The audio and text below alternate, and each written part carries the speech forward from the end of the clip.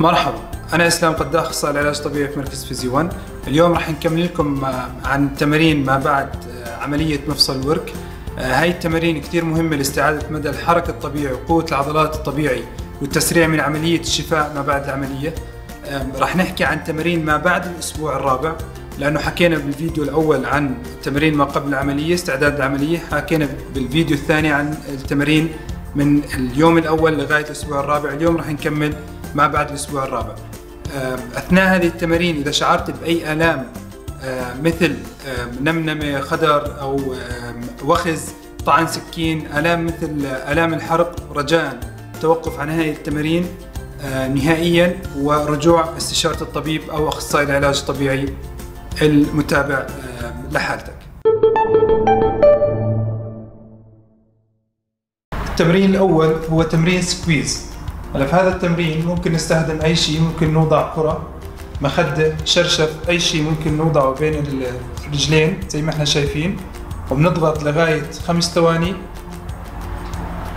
وبنريح. على تكرار هذا التمرين 15 مرة، 3 مرات على الأقل يوميا.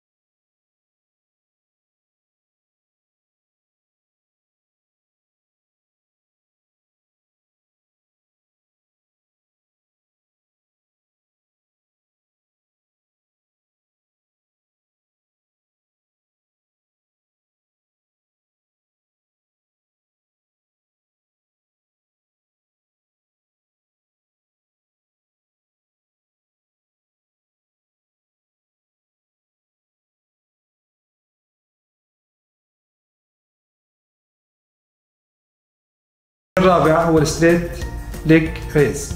بهذا التمرين نعمل على عملية شد المشط في الجهة اللي فيها العملية، ومن ثم رفعها باستقامة إلى الأعلى والثبات لمدة 5 ثواني، ومن ثم تنزيل طرف. على التكرار 15 تكرار، 3 مرات على الأقل يوميا.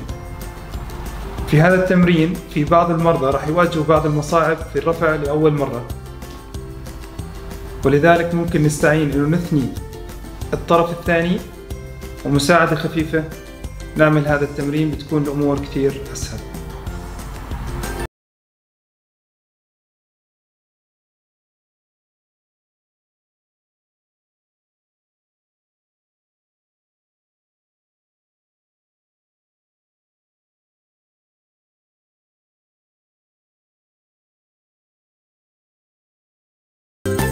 هلا التمرين الخامس هو الهيب هايك. هلا في هذا التمرين يتم الوقوف على الطرف اللي فيه العملية ورفع الحوض من الجهة الأخرى لمدة 5 ثواني والتنزيل.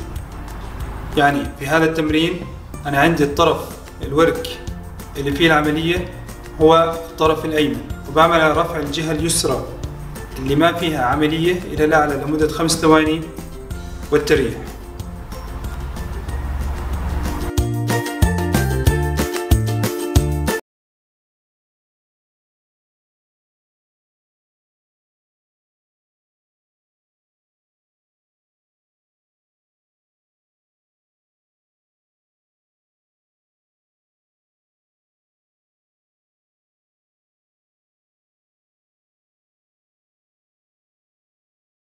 التمرين السادس هو الهيب ابدكشن. في هذا التمرين نعمل على فتح الطرف اللي فيه العملية إلى الخارج لمدة 5 ثواني ومن ثم إعادته إلى الداخل. التكرار 15 تكرار 3 مرات على الأقل يوميا.